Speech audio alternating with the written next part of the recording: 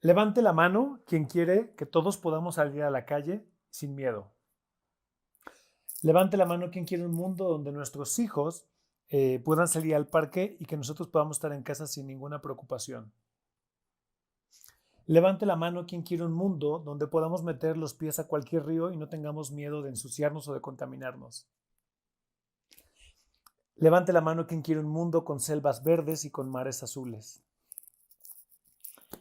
Yo soy Enrique Cervantes, soy director de El Bonito Tianguis, un mercado de productores locales y artesanales, y fui invitado para hablar sobre comercio local y la relación que tiene la comida, lo que comemos todos los días, con la paz social y con la reconstrucción del tejido social en México, hasta la libertad de poder salir a la hora que queramos a la calle. Y de eso voy a hablar, de cómo cambiar el mundo comiendo. Pensaríamos que lo que te acabo de plantear sobre estos sueños que yo creo que todos como mexicanos tenemos de salir a la calle donde no tengamos que hacer bardas, donde no tengamos que hacer rejas, donde no tengamos que hacer cerradas en casas, es una construcción que viene desde el gobierno. El gobierno es quien tendría que garantizar la paz y garantizar la seguridad y la tranquilidad en la población. Pero la realidad, si nos detenemos a ver todo lo que hacemos todos los días, ¿contribuye a que se genere la paz o contribuye a que se genere la violencia? Y eso tiene que ver con el acto que más hacemos y tiene que ver con el acto que más repetidamente vamos haciendo, que es comer. Lo que más hace el ser humano es dormir, comer, más todas las actividades que hacemos todo el tiempo, ¿no? Entonces, lo que comes define muchísimas cosas que, como te decía antes, construyen o destruyen un mundo. Por ejemplo, vamos a pensar qué comiste el día de hoy. El día de hoy, ¿qué desayunaste? ¿Dónde lo compraste? ¿Cómo viene empacado lo que compraste? ¿Cuánto pagaste por lo que compraste? ¿A quién se lo pagaste? ¿De dónde viene lo que comiste? ¿Y por qué le das el valor que le das a esto que acabas de comer hoy, no? Entonces, lo que más hacemos los seres humanos es justamente comer. Entonces, todos los hábitos que tenemos de cómo nos alimentamos, dado que es una de las actividades que más hacemos, influye muchísimo y repercute en el estatus y en el estado en el que están las cosas. Por ejemplo, eh, Morelos, vamos a hablar de Morelos. ¿Por qué somos un estado donde estamos organizados como un estado pobre? Donde hay falta de industria, donde la gente no, hay muchas desigualdades, hay muchísimo rezago, cuando somos un estado completamente rico. Tenemos en la parte norte del estado, tenemos la zona de montaña, donde podemos estar aprovechando recursos maderables. Tenemos también la parte donde se producen los aguacates, los duraznos, los higos, que es Tetela del Volcán, Zacualpan, todos esos municipios, Hueyapan. Y tenemos también Huitzilac, donde se produce una gran cantidad de hongos de la mayor calidad gourmet del mundo. Tenemos lagunas, como las lagunas de Zempoala. Y en la parte mediana del estado tenemos una ciudad maravillosa como los Cuernavaca. Y en la parte sur o más cálida tenemos una gran cantidad de agua. Tenemos la capacidad de producir mangos, mameyes, macadamias, sembrar jitomate, porque el jitomate requiere mucho agua, pepino, cebolla, todo tipo de hortalizas, vegetales y también árboles frutales, ¿no? ¿Por qué somos un estado pobre? Teniendo un clima maravilloso para turísticamente ser increíblemente visitado e increíblemente que la gente venga con nosotros y además que comiera delicioso. Entonces, todo inicia en el campo y en esta concepción que durante muchos años hemos tenido de que el campo es algo que está ya afuera de las ciudades y la visión aspiracional se volvió ser parte de la ciudad. Se nos dijo durante mucho tiempo que estudiar era ser doctor, era ser maestro, era ser licenciado, comunicólogo, ingeniero, y empezamos a hacerle creer a toda la gente de las zonas rurales que ellos estaban mal porque ellos no estaban estudiando, aunque sabían manejar la tierra, sabían crear animales, sabían ordeñar las vacas, sabían sembrar arroz, sabían usar tractores. Y gracias a todos ellos, durante mucho tiempo nosotros hemos comido. No, y vamos a ponerlo en Morelos. La visión es que alguien que viva en Azochiapan, alguien que vive en Jantetelco, pues tendría que irse a la ciudad más cercana, como es Cuautla o como sería Cuernavaca o Jojutla, para estudiar algo que realmente sea de provecho y que realmente sea algo que valga la pena para que seas alguien importante y tengas una buena calidad de vida. Como si la vida en el campo, como si la calidad de vida en el campo no fuera buena o estuviera prohibido tener una calidad de vida allá. Y entonces, a lo largo de los últimos 60 años hemos creado una visión de que ser de la ciudad, ser doctor, ser abogado, es realmente lo correcto y eso es lo moderno y tan es así que los padres, nuestros abuelos, educaron a nuestros papás para que realmente se educaran en el Politécnico, en la UNAM, en la UAM, en diferentes lugares y que estudiaran algo que fuera de provecho, licenciado, médico, ingeniero. Y mucha gente abandonó la profesión de trabajar al campo, una, porque no daba ingresos, porque se ha pagado muy poco por la comida. Segundo, porque tampoco en el argot social era algo reconocido o algo que fuera valorado. Al contrario, ¿no? Los campesinos, los agricultores, esta visión de que eran sucios, de que usaban todo el tiempo guaraches, por ejemplo, y que como venían a la ciudad en guaraches o en caballo, eso parece campo, arrabalero, silvestre. Y entonces crecimos con esa idea de que todo lo que perteneciera al sector básico, que es el que se encarga de producir alimentos, no valía la pena continuarlo. Además, porque también durante muchísimo tiempo se pagó muy, muy poco.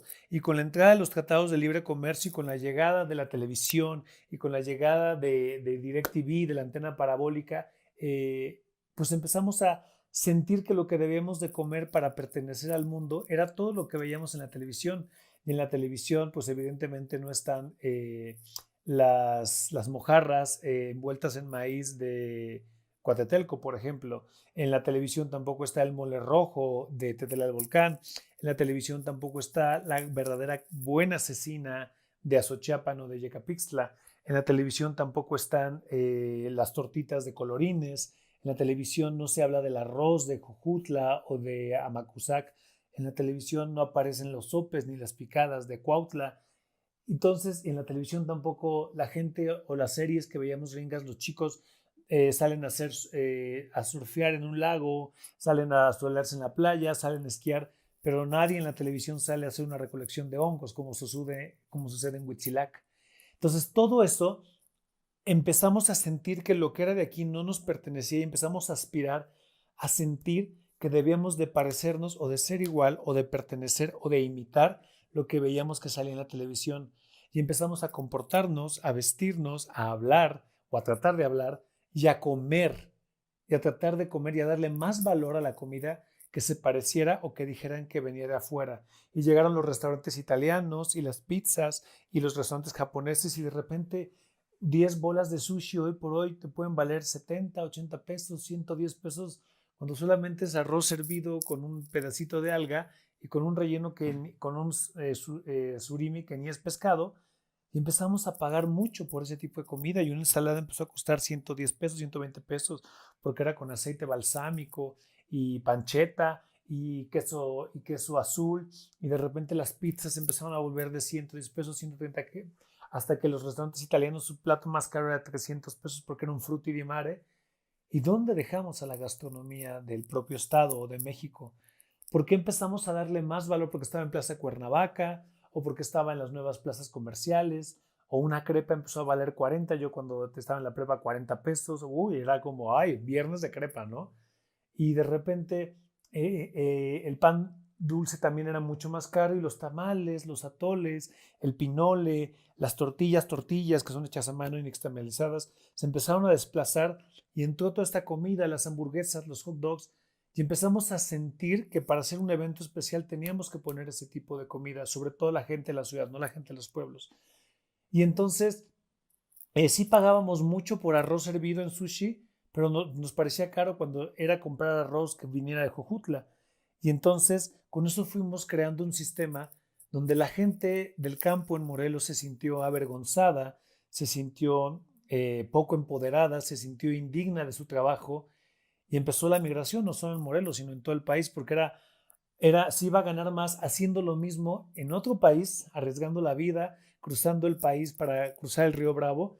Le vimos más oportunidad a trabajar allá que en lugar de quedarnos aquí a crear riqueza y abundancia y dejamos nuestras tierras, se abandonaron, entonces lo único que dejaba era la caña, o lo único que empezó a dejar un poco más fueron las flores, o entraron los maíces híbridos, y empezamos a dejar de sembrar lo que sembraron los abuelos, empezamos a dejar de comer lo que comían los abuelos, y quitamos los frijoles para desayunar cereal, y quitamos el maíz para comer pan, pan blanco, que su segundo ingrediente está en la bolsita, es jarabe de alta fructuosa, y fuimos desplazando nuestra alimentación. Entonces, toda la gente, que la mayor parte era de zonas rurales, que se dedicaba principalmente a la producción de esos alimentos, se quedó sin un ingreso porque de por sí ganaban poco y después dejaron de ganar porque ya no se sentían dignos de hacer y llegaron a las ciudades, inmigraron y empezamos a construir cinturones de miseria, porque es como se vive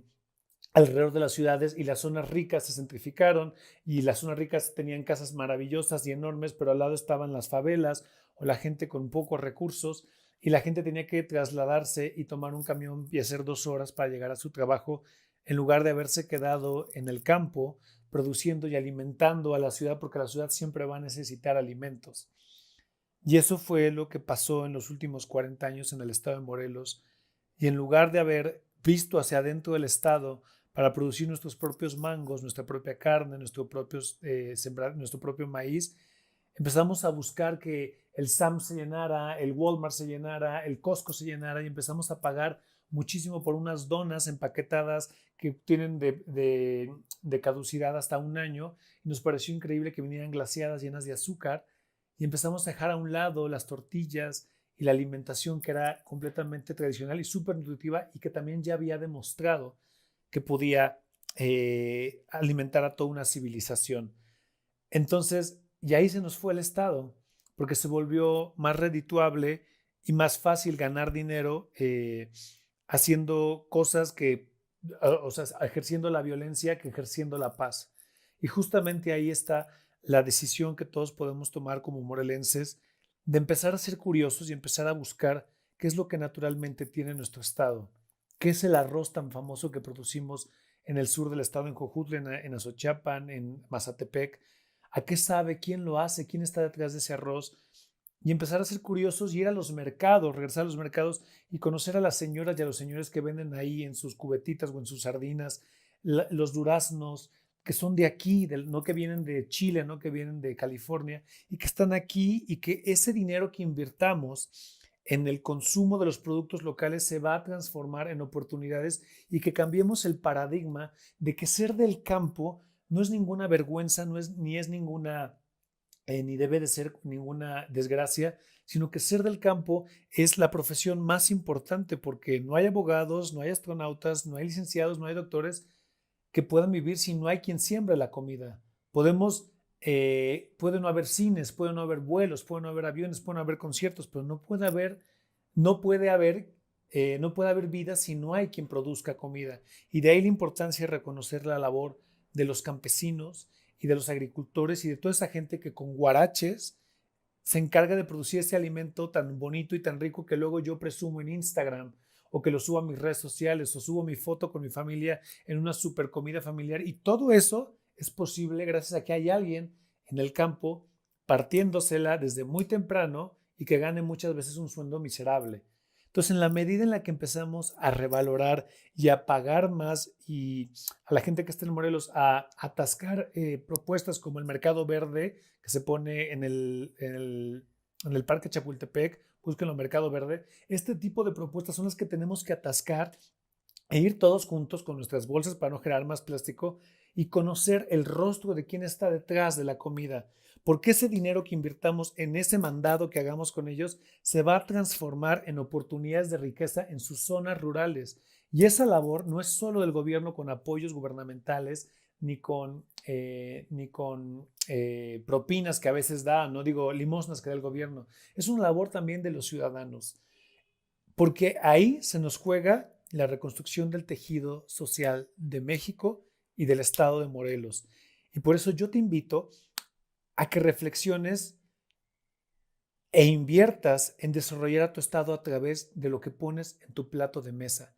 3 veces al día lo que pones en tu plato de comer define quién va a migrar, a dónde se va a ir, cuánta basura va a haber y quién se hace rico y quién se hace todavía más pobre.